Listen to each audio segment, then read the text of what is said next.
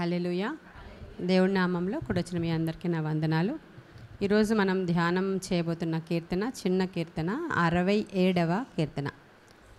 కీర్తనల గ్రంథం నుంచి 67.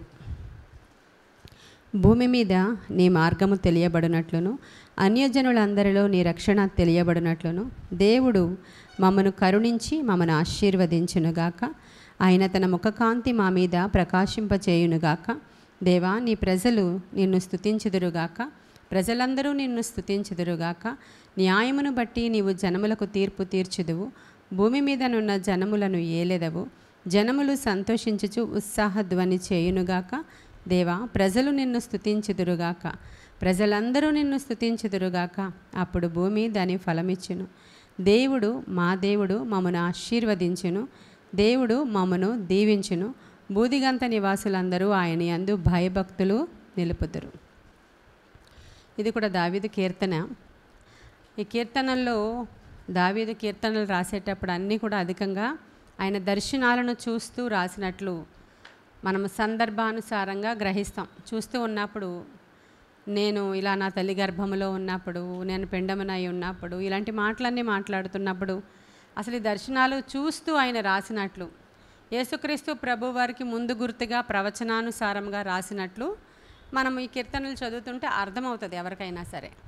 అయితే మనము ఈ కీర్తనల గ్రంథంలో ఇది యాక్చువల్గా యూదుల గురించి దావీదు రాస్తున్నటువంటి కీర్తన. ఇజ్రాయేలు ప్రజలను దేవుడు చాలా ఆశీర్వదించారు, చాలా దీవించారు. ఎందుకంటే దేవుని ప్రజలు వాళ్ళు, దేవుని సొత్తైన ప్రజలను ఆయన దీవించాడు. కానీ ఆ దీవెన ఎప్పటికీ వాళ్ళ మీద కంప్లీట్గా వాళ్ళు పొందుకునేంతగా వాళ్ళు దీవెన పొందుకోకుండానే వాళ్ళు అనేక సందర్భాలలో చెరలోనికి వెళ్ళిపోవడం అని, ఆ దీవెన వాళ్ళ మీదకి రాకుండానే పక్కకి తప్పిపోవడం అని, ఇంకా ఆయన ఇచ్చిన దీవెనలు మెండుగా వెళ్ళు తీసుకోలేకపోవడం అని, ఇలాంటివన్నీ చరిత్రలో జరుగుతున్నప్పుడు ఎందుకు ఇలా జరుగుతుందంటే వారి పాపాన్ని బట్టి వారు ఆ ఆశీర్వాదాన్ని పొందుకోలేకపోతూ ఉన్నారు. వారి పాపము వాళ్ళకి హెచ్చైపోయినప్పుడల్లా వారు దేవుడు దీవించిన దీవెన వారి జీవితంలోనికి రాలేకుండా పోతూ ఉన్నటువంటి సందర్భాన్ని బహుశా దావీదు దర్శనంలో చూస్తున్నాడు. దేవుడు తప్పకుండా మమ్మల్ని ఆశీర్వదిస్తాడు, దేవుడు తప్పకుండా మమ్మల్ని దీవిస్తాడు. తర్వాత మరి నీ ముఖకాంతి మా ముఖాల మీద ప్రకాశింపచేస్తుందని నిర్గమకాండలో దేవుడు అక్కడ మా యాజకులతో మాట్లాడి వారు ఇచ్చినటువంటి దీవెనని జ్ఞాపకం చేసుకుంటూ రాస్తున్నాడు. ఈయన తప్పకుండా ఆయన ముఖకాంతి మా మీద ప్రకాశింపజేయునుగాక, దేవుడు మమ్మను కరుణించి మమ్మను ఆశీర్వదించునుగాక అని ఆయన ఆ ప్రవచనాన్ని, ఆ యొక్క దర్శనాన్ని లేదంటే ఆ వాగ్దానాన్ని జ్ఞాపకం చేసుకుంటూ యూదుల కొరకు, ఆయన ప్రజల కొరకు ఆయన భారంతో రాసినటువంటి కీర్తనగాను ఆశీర్వాదపు కీర్తనగా ఈ కీర్తనను మనం తీసుకోవచ్చు. నిన్నే చెప్పాను, నిన్న కీర్తన చదువుతున్నప్పుడు ప్రజల్ని ఎలాగ హింస పెట్టేవారు, యూదులు ఎలా చెరకు అప్పగించబడేవారు, అసలు యూదుల మీద ఆ రక్తపాతం ఏంటో ఆ పిలాతు భార్య చెప్తుంది, ఆయన నీతిమంతుడు, ఆయననేమి కూడా నువ్వు కలుగ చేసుకోకు, జడ్జిమెంట్ ఇవ్వకు అని చెప్పినప్పుడు వాళ్ళు ఏమంటారు, మా మీద మా పిల్లల మీద ఆ రక్తాపరాధము నిలుస్తుందని న్యూ టెస్టిమెంట్లో వాళ్ళు వాళ్ళ మీదే ఆ యొక్క శాపాన్ని వేసేసుకుంటారు. ఆ తర్వాత ఇంకంతే, ఎంత రక్తపాతమో చూస్తారు వాళ్ళు. ఇంకా అలా చెరలోనికి వెళ్ళిపోతూనే ఉంటారు. వాళ్ళని వాళ్ళే శపించేసుకున్నట్లుగా వాళ్ళు ఆ జనాంగం చేసేసుకున్నారు. అయితే కీర్తనలు మనం చదువుతున్నప్పుడు చాలా మట్టుకు జరగబోయేటువంటి సందర్భాలని దర్శనానుసారంగా దావీదు చూస్తున్నట్లు మనకు అర్థమవుతూ ఉంటుంది. అయితే ఇది మనకు ఎలా ఉపయోగకరంగా ఉందో అలా తీసుకుందాం. ఈ కీర్తన మన గురించి మనం మాట్లాడుకున్నప్పుడు దేవుని యొక్క మార్గాలు భూమి మీద తెలియనట్లు అన్యజనులందరిలోని రక్షణ తెలియబడినట్లు దేవుడు మమ్మను కరుణించి మమ్మను ఆశీర్వదించునుగాక అంటున్నాడు. భూమి మీద దేవుని మార్గాలు అన్యజనులు అందరూ తెలుసుకోవాలి. అసలు దేవుని మార్గం ఎలా ఉంది, దేవుని మార్గం అంటే ఏంటి, దేవుని మార్గం ఏమైనది, ఈ అన్యజనులు తెలుసుకునేలాగా మమ్మల్ని ఆశీర్వదించు, మమ్మల్ని కరుణించు, మమ్మల్ని దీవించు అని అడుగుతున్నాడు. దేవుని యొక్క మార్గము అంటే ఏంటి? యెహోవా దేవుడు ఆయన ఒక మార్గాన్ని భూమి మీద ఎలా చూపిస్తాం? మార్గం అంటే యేసయ్యే, ఆయనే మార్గము, ఆయనే సత్యము, ఆయనే జీవము. ఈ అన్యజనుల ముందర దేవుని యొక్క మార్గాన్ని మనము చూపించాలంటే యేసయ్య ద్వారానే. అన్యజనులు అంటే మన భారతదేశంలో మనం అనుకున్నట్లుగా కాదు. యేసుక్రీస్తు ప్రభు వారిని ఎవరైతే అంగీకరించలేదో వాళ్ళందరూ అన్యుల కిందే లెక్క. ఇప్పుడు క్రైస్తవులలో కూడా నిజమైన మారు మనసు రక్షణ లేనివాడు కూడా అన్యుడి కిందే లెక్క. నిజంగా యేసుక్రీస్తు ప్రభు వారిని ఎవరైతే సొంత రక్షకుడిగా అంగీకరిస్తారో అప్పుడు వాళ్ళకి మార్గం ఏంటో తెలుస్తుంది, సత్యం ఏంటో తెలుస్తుంది, జీవమేంటో తెలుస్తుంది, పరలోకపు మార్గం ఏంటో వాళ్ళు మాత్రమే గ్రహించగలుగుతారు. ఇక్కడ పరలోక మార్గము మనం తెలుసుకోవాలి అని అంటే ఖచ్చితంగా దేవుని గురించి మనకు తెలిసి ఉండాలి. అప్పుడు మన దేవుడు ఏం చేస్తాడంట, మనల్ని ఖచ్చితంగా ఆశీర్వదిస్తాడు అనేటువంటి మాట. ప్రజలందరూ నిన్ను స్తుతించుదురుగాక, న్యాయమును బట్టి నీవు జనములకు తీర్పు తీర్చుదువు, భూమి మీదనున్న జనులను నీవు ఏలెదవు, జనములు సంతోషించుచు ఉత్సాహధ్వని చేయుదురుగాక అనేటువంటి మాట. ఇప్పుడు ప్రజలు ఆశీర్వాదం అనే మాట వింటేనే అందరికీ ఇష్టం. మనం ఆశీర్వదింపబడాలి అని దేవుడు కోరుకుంటున్నాడు, మనల్ని ఆశీర్వదించాలి. యహమందు పరమందు మనము ఆశీర్వదింపబడడానికే మనల్ని దేవుడు సృష్టించుకున్నారు, దీవించారు, ఆశీర్వదించారు. ఆశీర్వాదం అంటే చాలామంది, కొంతమందికి కొన్ని రకాల సమస్యలు ఉన్నప్పుడు, చాలామందికి చాలా రకాల సమస్యలు ఉన్నప్పుడు ఈ లోకంలో వాళ్ళు మార్గం తెలియక, వాళ్ళకి గమ్యము తెలియక, దిక్కు తోచక వాళ్ళు ఏమైపోతున్నారంటే ఇక ఈ సమస్య నుంచి మమ్మల్ని ఎవ్వరూ కూడా బయటికి తీసుకొని రాలేరు. అసలు ఈ సమస్యల్లో నుంచి మేము బయటపడడం అసాధ్యం, మాకు ఏ దిక్కు తోచట్లేదు కాబట్టి మాకు చనిపోవడమే దిక్కు అనేటువంటి విషయంగా మనకు తెలీదు. ఎంతమందో వారి జీవితాలను వాళ్ళు ముగించేసుకుంటున్నారు, ఎందుకంటే వారికి వారి దేవుడు ఉన్నాడనే ధైర్యం వాళ్ళకి లేదు. క్రైస్తవుడు నిజమైనటువంటి మార్గము తెలిసినవాడు క్రైస్తవుడు. ఇది కాదు జీవితం అంటే, వేరే మార్గం ఉంది, మనం ఖచ్చితంగా ఆయనలో సంతోషిస్తాము, ఆయన్ని స్తుతిస్తాము, ఆయనని ఘనపరుస్తాము, ఆయన ముఖకాంతి మన ముఖం మీద ప్రకాశిస్తుంది, అప్పుడు అన్యజనులు అందరూ తెలుసుకుంటారు అని నమ్మినవాడు క్రైస్తవుడు. క్రైస్తవులలో అనేక మంది కూడా ఇలాగ దిగులు పడిపోతారు. ఎందుకు దిగులు పడిపోతున్నారంటే, ఇది జరగకపోతే మాకు అవమానం అయిపోద్ది, ఇది జరగకపోతే మాకు నిందలు వచ్చేస్తాయి, ఇది జరగకపోతే రేపొద్దున్న ఎలా బ్రతుకుతాం, ఇంత అవమానకరంగా బ్రతికే కంటే చచ్చిపోవడమే చాలా ఉత్తమం అనుకొని పౌరుషానికి పోయి కొంతమంది పిల్లలు, యవ్వనస్తులు, పౌరుషం అన్నమాట, పౌరుషానికి పోయి చదువులో ఫెయిల్యూర్ అయిపోయిన వాళ్ళు, లవ్ ఫెయిల్యూర్ అయిపోయిన వాళ్ళు, ఇంకా ఏవో చిన్న చిన్న విషయాలకే మేము తప్పిపోయాం, మేము చస్తే బెటర్ అని పౌరుషానికి పోయి చనిపోతారు. ఆ రోజే ఏడుస్తారు, మనసటి రోజే నీవు మరవబడతావు, ఏం ఉపయోగం? అది వాళ్ళకి అర్థం అవ్వదు. పౌరుషానికి వెళ్ళిపోయి మేమేదో గొప్ప పని చేస్తున్నాం అనుకుంటారు వాళ్ళు. మేము చాలా గొప్పోళ్ళమి, చావనైనా చేస్తాం కానీ మాట పడము.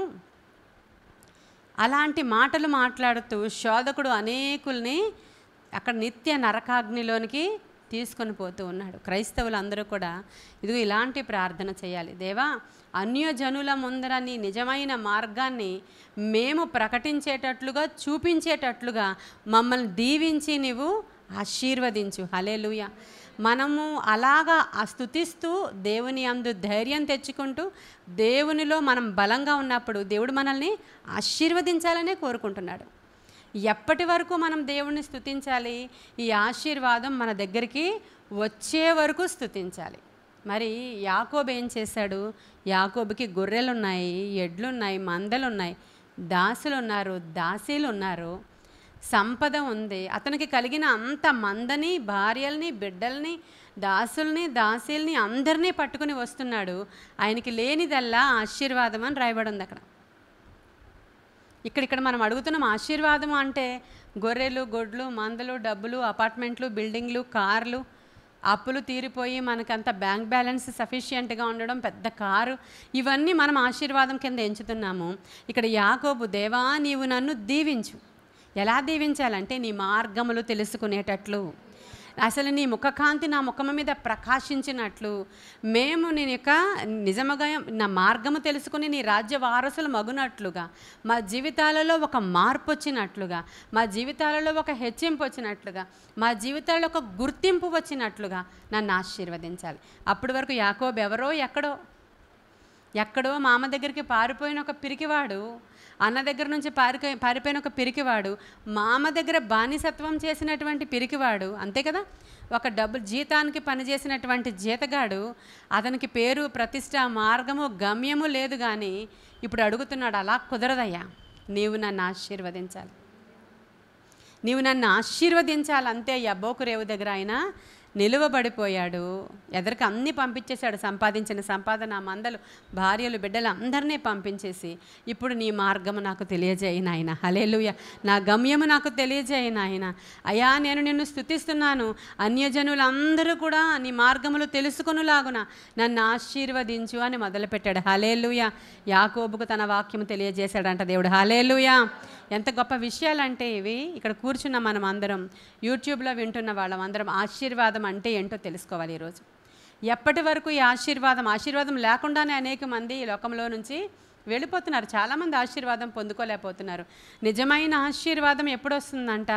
పట్టుదల కలిగి మనం ప్రార్థన చేసినప్పుడు. ఇప్పుడు యాకోబు ఏం చేశాడండి? పట్టుదల కలిగి ఆ రాత్రి పెనుగులాడుతున్న ఆశీర్వాదం అంటే స్పష్టంగా తెలుసుకోండి మీరు ఈరోజు. పట్టుదల కలిగి ప్రార్థన చేయడమే ఆశీర్వాదంలో మొదటి మెట్టు. మనము కొన్ని రోజులు ప్రార్థన చేస్తాం, ఏమైనా కొంచెం కలగగానే మనం ఈ లోకంలోనికి వెళ్ళిపోతాము, ఈ లోకంలో కలిసిపోతాము, ఈ లోకంలో ఉన్నవన్నీ మన మీదకి వచ్చేస్తాయి, మనం దాంట్లో భ్రష్టులం అయిపోతూ ఉంటాము.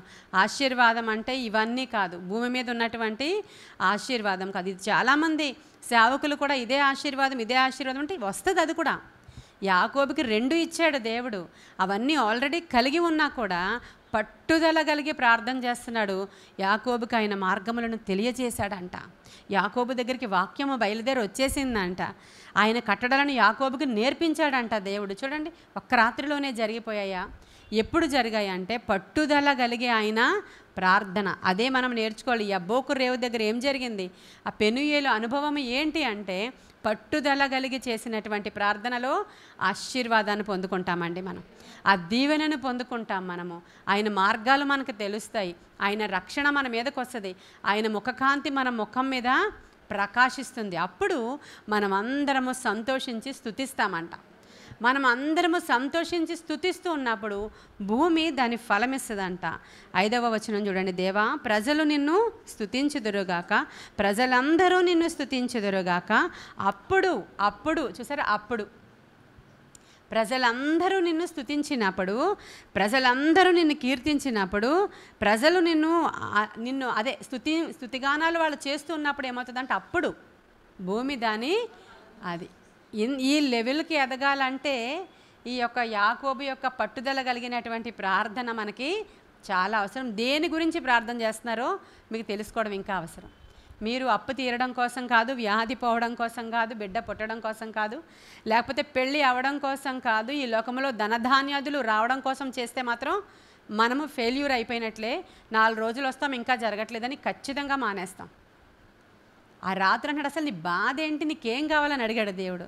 నన్ను ఆశీర్వదించు, నీకు అన్నీ ఇచ్చాను కదా, ఇంకా నీ బాధ ఏంట్రా బాబు, నన్ను నీవు ఆశీర్వదిస్తేనే కానీ వదలను, నీకు అన్నీ ఇచ్చేసాను నేను, నన్ను ఏం చేయమంటావు, నన్ను వదిలే, నేను వెళ్ళిపోతాను ఈ రాత్రి, నన్ను ఆశీర్వదిస్తేనే కానీ నేను వదలను, నాకు ఆశీర్వాదం కావాలి, నన్ను వదులుతావా లేదని తొడగూడు మీద కొట్టాడు.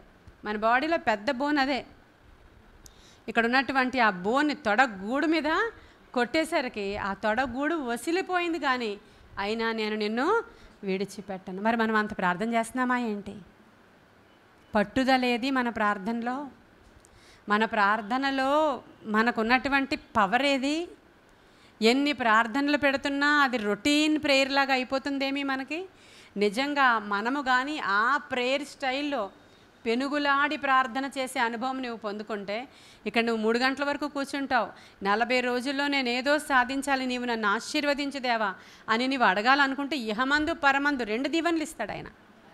2 దీవెనలు. మరి మార్క్స్ వార్తలు ఉంటుంది, నీవు కానీ నా కొరకు తల్లిదండ్రులనైనను, భూమినైనను, ఆస్తులనైనను, అక్క చెల్లినైనా ఎవరినైనా ఒకవేళ నా నామం పేరట నీకు అడ్డొచ్చిన వాళ్ళని విడిచిపెట్టుకుంటే ఇహమందు పరమందు కూడా నీకు 100 దీవెనిస్తానంటున్నాడు ఆయన. అంటే ఒకే దీవెని చూరుకోవట్లేదు ఆయన, ఇహమందు పరమందు కూడా. ఇప్పుడు ఈ పట్టుదల కలిగినటువంటి ప్రార్థన మీలో ఎవరు చేసుకుంటారో, యూట్యూబ్లో వినుచున్న వారే చేసుకుంటారో, మీరే చేసుకుంటారో, వారే దేవుని యొక్క ఆశీర్వాదాన్ని పొందుకుంటారు. ఈ లోపల మీరు దీనికోసమే మీరు వచ్చి అప్పు తీరడం కోసమే, పిల్లలు పుట్టడం కోసమే, పెళ్ళి అవ్వడం కోసమే వచ్చి మీరు వెళ్ళిపోయారా? పొందుకుంటారు. నేను పొందుకోరు అని అనడం లేదు, వస్తుంది. అన్యజనులకు కూడా పిల్లలకు పెళ్ళిళ్ళు అవ్వట్లేదా? అన్యజనుల కార్లు కొనుక్కోవట్లేదా? అన్యజనులు ఇల్లులు కట్టుకోవట్లేదా? నీకంటే ఎక్కువగా వాళ్ళే కొనుక్కుంటున్నారు, నీకంటే ఎక్కువగా వారే ఆశీర్వదింపబడుతున్నారు. దేవుడు ఏం కోరుకుంటున్నాడంటే తన ప్రజలు వాళ్ళ శాపము నుంచి పాపము నుంచి విడిపించబడి పరిశుద్ధతను ప్రామాణికంగా తీసుకొని ప్రార్థనలలో నిలకడగా ఉంటూ నా మార్గములు వారు తెలుసుకున్నప్పుడు నేను సర్వశక్తిమంతుడని వాళ్ళు గ్రహిస్తారు. ఆయన సర్వశక్తిమంతుడని అబ్రహాము గ్రహించాడు కదా. నేను సర్వశక్తి గల దేవుడిని ఇంట్రడక్షన్ ఇచ్చుకున్నాడు ఆయన. హల్లెలూయా. ఎల్ షడాయ్ నా పేరు. నేను ఎవరిని అనుకుంటున్నావు? నా పేరు కావాలా నీకు? నా పేరు ఎల్ షడాయ్. హల్లెలూయా. ఆయన గురించి క్రైస్తవ్యానికి తెలియదు, ఆయన గురించి క్రైస్తవులు అనబడిన వారికి తెలియదు. ఇంకా వాళ్ళు కేవలము ఈ లోకంలో చిన్న చిన్న విషయాలను చూసుకొని అవి చేస్తేనే దేవుడు, లేకపోతే దేవుడు లేడు, లేకపోతే వెనక్కి వెళ్ళిపోతాం, లేకపోతే ప్రార్థన చేయడం మానేస్తాం. బాబాయ్ ఏంటి ఎంత అవమానం, మేము దేవుడు బిడ్డలం కదా, మమ్మల్ని హెచ్చించుకోవద్దా దేవుడు, వాళ్ళ ముందు మా తల ఎత్తుకోవాలా? ఇలాంటి డైలాగ్స్ అన్నీ వాళ్ళు మాట్లాడుకుంటున్నారు. అక్కడ బానిస పని చేస్తున్న యాకోబు ఏం మాట్లాడలేదు. జీతగాడిగా పని చేస్తున్న ధనవంతుడి కొడుకే కదా. ఎవరి కొడుకైనా చెప్పండి, ఆయన ఎవరు? అది చెప్పాలి. ఆశీర్వదింపబడిన వాళ్ళ కొడుకు కాదు. ఇస్సాకు ఎవరు? భూమిలో విత్తనాలు వేస్తే ఆయనకు వచ్చిన సంపద ఏంటి? అబ్రహాము ఎవరు? అబ్రహాము ఒకవేళ ఆస్తి పార్ట్స్ కింద డివైడ్ చేయాల్సి వస్తుందేమో నేనని చెప్పి హాగరు కొడుకుని పంపించేశాడు. ఎలియాజరే నా ఆస్తికి వారసుడా ఏంటని భయపడిపోయాడు. కాదు కాదు కాదు, నీ ఆస్తికి నీ కొడుకే వారసుడు, నువ్వు భయపడకని చెప్పాడు. ఆ తర్వాత మరలా కెతూరాన్ని పెళ్లి చేసుకున్నాడు. కెతూరాన్ని పెళ్లి చేసుకున్నాక వాళ్ళకు కూడా ఇవ్వాల్సింది కొంచెం కొంచెం ఇచ్చేసి వెళ్ళిపోండి అన్నాడు. ఎందుకని? ఇస్సాకుకి కంప్లీట్ బ్లెస్సింగ్ ఇవ్వడానికి. అంత ఆస్తి పరుడండి యాకోబు తండ్రి. అలాంటి చోట నుంచి వచ్చిన వాడు ఆశీర్వాదం కోసం పెనుగులాడుతున్నాడు. ఆశీర్వాదం అంటే భూమి, గొడ్లు, పశువులు కాదని తెలుసు అతనికి. ఆశీర్వాదం అంటే ఇహపరమైన దీవెన కదా. అదంతా నాకు కావలసినంత ఉంది, నా తండ్రి దగ్గర ఉంది, నా అన్న దగ్గర ఉంది, నా దగ్గర కూడా ఉంది. అది కాదు ఆశీర్వాదము అంటే.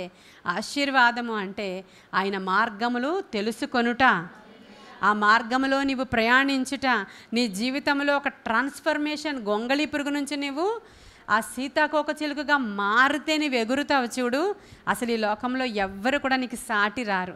నిజమైన దేవుని మార్గము తెలుసుకున్న వాళ్ళగా నిస్సి సంఘస్థులు ఉండాలని నా తపన. కానీ మీకున్న జ్ఞానం అందట్లేదు. మీకు వచ్చిన ప్రతివారు సమస్యలతోనే వస్తున్నారు, నిజమే. కానీ అటువంటి వారికి జ్ఞానం అందజేయడానికి ప్రయత్నం చేస్తున్నా వాళ్ళకి దాని మీదే ఉండిపోతుంది కాన్సన్ట్రేషన్. దాన్ని ప్రక్కన పెట్టి మొదట నా నీతిని రాజ్యాన్ని వెతకండి ఫస్ట్ అన్నాడు ఆయన. ఆ పాయింట్ని క్యాచ్ చేయలేకపోతున్నారు ఎవరు కూడా. ఆ పాయింట్ని ఫస్ట్ పట్టుకోలేక ఇది నువ్వు చేసేస్తే చూడు తర్వాత నేను ఎలా వాడబడతానో నీకు సేవలో. మరి నువ్వే ఉన్నావు, మరి ఆయనకి ఇంకెవరు లేరు పాపం. ఇలా అనుకుంటే ఆయన ఇలా అనుకుంటే ఆలోచించండి ఒకసారి. మీరు చెప్తారనమాట, డిమాండ్స్ పెడతారు కొన్ని. నువ్వు నాకు ఇది ఇచ్చేసి చూడు నేను ఎలా వాడబడతాను, నువ్వు నాకు అది చేసేసి చూడు, అప్పుడు చూడు ఎన్ని రోజులు ప్రార్థనకు వచ్చేస్తానో నేను. అస్సలు వదలను ప్రభు, ఇదిగో వాగ్దానం చేసేస్తున్నాను నీకు, నీ వాగ్దానం ఎంతవరకు నిలబడుతుందో ఆయన తెలిసి నవ్వుకుంటాడు, అపహాస్యం చేస్తాడు ఆయన. నిన్న చెప్పాను కదా ఎలా నవ్వుతాడు ఆయన. ఆకాశమందు ఆశీనుడగవాడు నవ్వుతాడు. అది కాదు కావాల్సిందే, పడని అది కాదు కావాల్సిందే. రాని కంప్లీట్గా నా దగ్గరికి రాని అనే కాన్సెప్ట్ ఏదో ఆయన దగ్గర ఉంటుంది. అలా అని చెప్పి నువ్వు నన్ను అంత వేటకారం చేస్తావా అని వెనక్కి వెళ్ళిపోతే ఎవరితో పెట్టుకుంటున్నారు? బండ మీద పడితే నువ్వే తుక్కు అయిపోతావు. ఆ బండ వచ్చి నీ మీద పడితే నలి చేస్తుంది అది అని నిన్నే చెప్పాను నేను. ఒకసారి ఆలోచించుకోండి, మీరు ఎంత పెద్ద దేవుణ్ణి కలిగి ఉన్నారో, ఎంత గొప్ప దేవుణ్ణి కలిగి ఉన్నారో. ఇలాంటి దేవుణ్ణి ఫాలో అవ్వాలంటేనే ఇక్కడికి రండి. ఆయన మార్గాలు తెలుసుకోవాలి అనుకుంటేనే నిష్టగా ఫాలో అవ్వండి. మీరు ఎప్పుడైతే ఆయనను తెలుసుకుని స్తుతించడం ప్రారంభిస్తారో అప్పుడు భూమి ఏమవుతుందంట? దాని ఫలం ఇవ్వడం మొదలు పెడుతుందంట. హల్లెలూయా. అది నువ్వేం చేయక్కర్లేదు, నీకు పంట ఆటోమేటిక్గా వచ్చేస్తుంది నీ దగ్గరికి. ఆ భూమి ఇంకా ఎవరు ఆపలేరు నీ పంటను నీ దగ్గరికి తీసుకొని రావడానికి. అలా తీసుకోండి. వేరే మార్గంలో తీసుకుంటే మన హృదయము భూమితో సమానం అనుకోండి. మన హృదయం ఫలించాలి. ఇప్పుడు దేవుడికి కావాల్సింది ఇది కదా. దేవుడికి కావాల్సింది నీ హృదయమే దేవుని యొక్క ఆలయమై ఉంది కదా. నీవు స్తుతిస్తూ ఉండగా, ఈ విషయాలను గురించి జ్ఞాపకం చేసుకుంటూ ఉండగా, నీకు అసలు ఫ్యాక్ట్ ఏంటో తెలుసుకునే ఆశీర్వాదం కోసం నీవు మొర్ర పెడుతూ ఉండగా, అప్పుడు ఏమవుతుందంటే భూమి నీ లోపల ఉన్నటువంటి హృదయం ఏమవుతుందంటే ఆ లోపల దున్నబడుతూ ఉంటుంది. దాంట్లో ఉన్న రాళ్ళు, రప్పలు, గొప్పెలు, చెత్త చెదారం అవన్నీ కూడా వెళ్ళిపోతాయి. దున్నబడాలి. ఇప్పుడు ఈ వాక్యము ద్వారా మన భూమి దున్నబడుతూ ఉన్నప్పుడు తర్వాత విత్తనాలు వేస్తున్నాను నేను మీకు. ఈ విత్తనాలు వేసినప్పుడు ఒక రోజులో పంట వచ్చేస్తుందా మనకి? ఒక రోజులో మొక్క వచ్చేస్తుందా? అప్పుడు నీవు ఆ విత్తనాలు విత్తబడి ఆ భూమిలో విత్తనాలు విత్తబడినప్పుడు భూమి దాని ఫలాన్ని మనకి ఇవ్వడం మొదలు పెడతదంట. హల్లెలూయా. చాలా మంచి కార్యాలు జరుగుతాయి అప్పుడు. ఆ రాత్రి ఆ యాకోబుని దేవుడు ఏం చేస్తున్నాడండి? ఇశ్రాయేలుగా మార్చేశాడు. ఎంత పెనుగులాడి నీకు ఇంకా ఆశీర్వాదం ఏం కావాలి, అన్నీ ఇచ్చేసాను పో అంటున్నా కూడా ఆయన నేను నిన్ను విడిచిపెట్టను, నన్ను ఆశీర్వదిస్తేనే కానీ నేను నిన్ను ఎంత మాత్రమూ విడిచిపెట్టనయ్యా అన్నప్పుడు అప్పుడు ఆయన నువ్వు నెగ్గావు. అసలు ఈ మానవుడు దేవునితో పోరాడి నరుడు నెగ్గాడు ఈ రాత్రి. హల్లెలూయా. కాబట్టి ఇక మీదట ఇంకా అన్యజనులు అందరూ కూడా ఆయన రక్షణ మార్గాన్ని ఇజ్రాయేలు ద్వారానే తెలుసుకుంటారు. హల్లెలూయా. యూదుల దేవుడు ఎంత గొప్పవాడో వాళ్ళు అసలు భయపడరు. వాళ్ళు దేనికి భయపడరు. ఎంత మేము దిగజారిపోయినా, ఎంత మేము నేల మట్టుకు పడిపోయినా, ఎంత మమ్మల్ని నరికేసినా అసలు ఆ మొద్దులో నుంచి మేము వస్తామనే నిరీక్షణ ఆ జనాంగానికి ఉందంట. కారణం వారి దేవుడు ఎట్టివాడో వారికి తెలుసు. ఈరోజు మరి ఆ దేవుడిని తెలుసుకున్నటువంటి మనము మన దేవుడు ఎట్టివాడో నీకు తెలియాలా? ఏ దేవుడిని నీవు జ్ఞాపకం పూజిస్తున్నావో, ఏ దేవుడిని నీవు ఆరాధిస్తున్నావో తెలియకుండా క్రైస్తవ్యం అనేటువంటి ఒక మతం పేరు పెట్టుకొని వచ్చేసి కూర్చుంటే మీ వల్ల లాభం ఏమీ కూడా ఆయనకి లేదు. లవొదికయ సంఘముతో మాట్లాడినట్లు నీవు దరిద్రుడుగానే ఉన్నావు అన్నట్లు ఆ దరిద్రతలోనే మనం ఉంటాం. అది ఆత్మీయ దరిద్రత నేను మాట్లాడుతున్న మాట. ఆత్మీయ దరిద్రులుగానే మనం అందరం ధన సమృద్ధి మనకి ఉంది అనుకుంటున్నాం, కానీ నీవు దరిద్రుడవే అన్నాడు లవొదికయ సంఘముతో. అలా లేకుండా మనము దేవుణ్ణి స్తుతించడం ఆరంభిద్దాం. ఆయన నిజమైన ఆశీర్వాదాన్ని మనము తెలుసుకుందాం. ఆయన్ని స్తుతించి అన్యజనులలో నీ రక్షణ మార్గాన్ని ప్రకటించేటట్లు చూపించేటట్లు మమ్మల్ని దీవించిన ఆయన ఈ రోజు అని మొదలుపెట్టామనుకోండి, ఈ పరిస్థితులన్నీ వస్తాయండి. అందరికీ టఫ్గానే ఉన్నాయి, కానీ దానిలో అన్యజనులు నశించిపోతున్నారు, మనం నశించిపోము. ఎందుకంటే మనకు చాలా ధైర్యం ఉంది మన దేవుడు చేస్తాడని. నమ్మదగిన వాడు ఆయన. ఆయనకి ఏంటి చేత కాకుండా ఆయన చేతులు కొరచగా లేవు. ఆయన విననారకున్నట్లు ఆయన చెవులు మందంగా లేవు. ఆయన వింటున్నాడు, అన్నీ వింటున్నాడు, అన్నీ తెలుసు ఆయనకి. ఆయన చేస్తాడు. నిన్ను దీవించాలనే ఆయన ప్రయత్నం చేస్తున్నాడు. ఇప్పుడు ఈ భూమి దున్నబడుతూ ఉన్నప్పుడు ఇహపరమైనటువంటి విషయాలలో ఉన్నటువంటి లోకాశ, శరీరాశ, నేత్రాశ, జీవపు డంబము వంటివన్నీ కూడా పోవాలి. దున్నుతున్నప్పుడు ఇవన్నీ పోతే అప్పుడు మంచి నేలలో విత్తనాలు పడతాయి. అది ఆయన ఎన్నటెన్నటికి ఆయన ఇచ్చే ఆశీర్వాదం మన మీద నిలువబడే ఉంటుందంట. అంతే, లాస్ట్లో అదే ఉంది. మా దేవుడు మమ్మను ఆశీర్వదించునుగాక. మా దేవుడు మమ్మను ఆశీర్వదించును, దేవుడు మమ్మను దీవించును. బూదిగంత నివాసులందరూ ఆయన యందు ఇది దావీదు కీర్తనే, దావీదు దర్శనమే. కానీ ఈరోజు మనం చెప్పుకుంటున్నాం ఇది. మనల్ని ఈ విధంగా దేవుడు దీవించాలి. ఇప్పుడు అన్ని గోత్రముల వాళ్ళు కూడా మొత్తం కంట్రీ అంతటినీ కూడా ఇజ్రాయేలుని పిలువబడుతున్నట్లుగా మనమందరం కూడా దేవుని బిడ్డలముగా యేసయ్య నామము పేరట ఆయనే మన రక్షకుడు, ఆయనే మన మార్గం, ఆయనే కదా, ఆయనే మన మార్గం. కాబట్టి మనం ఆయనలో ఎదగాలని, ఫలించాలని మన భక్తిని మీరు ఏం చేయాలి? ఈరోజు అసలు భక్తి అంటే ఏంటో చెప్పాను నేను ఈరోజు మీకు. స్తుతించడం అంటే ఏంటి, ఆయన మీద నిలబడడం అంటే ఏంటి, ఆనుకోవడం అంటే ఏంటి, ప్రార్థించడం అంటే ఏంటి. అధికంగా ప్రార్థించి పెనుగులాడితేనే ఆశీర్వాదం వచ్చేది. ఆశీర్వాదం అంటే ఏంటో కూడా చెప్పాను. ఆశీర్వాదం అంటే సంపద కాదు, ఆశీర్వాదం అంటే దేవునిని కలిగి ఉండడం. ఆశీర్వాదం అంటే దేవుడు వచ్చి గట్టిగా దేవుడిని మనము పట్టుకోవడం, ట్రాన్స్ఫర్మ్ అవ్వడం, మనం పూర్తిగా సీతాకోక నుంచి సీతాకోక చిలుకలాగా మనము మార్పు చెందడం. అది ఆశీర్వాదం అంటే. ఇప్పుడు ఇక్కడ మిమ్మల్ని అడిగితే మీలో ఎంతమంది ఈ ఆశీర్వాదం పొందుకున్నారంటే నేను అడగను, మిమ్మల్ని మీరే పరిశీలన చేసుకోండి. ఈ ఆశీర్వాదం నేను పొందుకున్నానా లేదా, ఈ ఆశీర్వాదం నా మీద ఉందా అంటే మీకే తెలియాలి. అది లేకపోతే ఈరోజు మరలా పెనుగులాడమే దేవుని దగ్గర.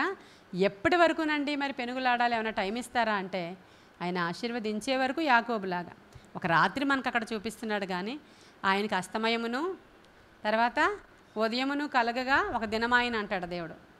అలాగా అస్తమయము ఆయనకు ఒక దినం అంటే మనకు యుగం అది. కాబట్టి ఆశీర్వాదం కోసం మాట్లాడండి, అడగండి, పెనుగులాడండి, ఆశీర్వాదమనే అడగండి. దాంట్లో ఎన్ని ఇంక్లూడ్ అయ్యి వస్తాయో ఆ ప్యాకేజీలో మనకే తెలుస్తుంది. ఆశీర్వాదం అంటే మీ అప్పుని జ్ఞాపకం చేసుకోకండి, వ్యాధిని జ్ఞాపకం చేసుకోకండి, ఇల్లుని, బిడ్డల్ని, లేకపోతే కార్ని, సంపదని, ఈ చర్చిలో అందరికంటే మేము గొప్పోళ్ళమి దాన్ని జ్ఞాపకం చేసుకోవద్దు. ఆశీర్వాదము అంటే ఈరోజు నేను 67 కీర్తనలో చూపించిన దేవుని యొక్క మార్గం అనే ఆశీర్వాదం. అట్టి ఆశీర్వాదం మన అందరికీ రావాలని మీలో రిసీవ్ చేసుకున్న వాళ్ళు రిసీవ్ చేసుకొని పెనుగులాడండి. అప్పటి వరకు ఎంతవరకు అంటే నాకు తెలియదు, ఆయన దీవించే వరకు మనము పెనుగులాడి బలంగా పట్టుదలతో కూడిన ప్రార్థనే ఆశీర్వాదం. పట్టుదలతో కూడి చేసిన ప్రార్థనకి పొందే జవాబే ఆశీర్వాదం. నేను అదే చెప్తాను. అది పట్టుదలతో మీరు చేసిన ప్రార్థనలో పట్టుదల కలిగి ప్రార్థన చేసి పొందుకున్న జవాబే ఆశీర్వాదము. దాంట్లో ప్యాకేజీలో అన్నీ ఇంక్లూడ్ అయి ఉంటాయి. అవి మనకు వచ్చే వరకు పట్టుదలగా ప్రార్థించడానికి ప్రయత్నిద్దాం. ఈ కొన్ని మాటలు దేవుడు మన వినికిడిలో దీవించునుగాక. ఆమెన్. మహాపరిశుద్ధుడైన తండ్రి, మహోన్నతుడైన దేవానికి వందనాలు ప్రభువా. మీరు నాయన మమ్మల్ని బలపరిచిన విధానం కొరకు వందనాలు. స్థిరపరచండి, మమ్మల్ని ఆశీర్వదించండి, మమ్మల్ని దీవించండి. నీ సన్నిధి కాంతి మా పైన ఉదయింప చేయండి ప్రభువా. నీ దీవెన నొంది నీ ప్రజలముగా మేము స్థిరపరచబడుదుముగాక. అన్యజనుల ముందర నీ మార్గములను మేము ప్రచురము చేయుదుముగాక. నీ రక్షణ ప్రణాళికలో మేము పాలిభాగస్థులం అవుదుముగాక. అయ్యా, ప్రార్థించి పెనుగులాడి పొందుకునే ఆశీర్వాదం మాకు కావాలయ్యా. ఆ దీవెన మాకు కావాలయ్యా. ఇజ్రాయేలును దీవించినట్లు మమ్మను కూడా దీవించు తండ్రి. నీ ఆశీర్వాదము మా పైన నిలబడనీయమని, దీవించి ఆశీర్వదించి మీ మేలుతో తృప్తిపరచమని, నాయన నశించిపోతున్న ఇతరుల వలె దుఃఖించకుండానట్లుగా మా దేవుడిచ్చేటువంటి వాగ్దానాన్ని గట్టిగా చేతపట్టుకోవడానికి సహాయం చేయమని యేసయ్య శ్రేష్ఠ నామములో అడుగుచున్నాము తండ్రి. God bless you.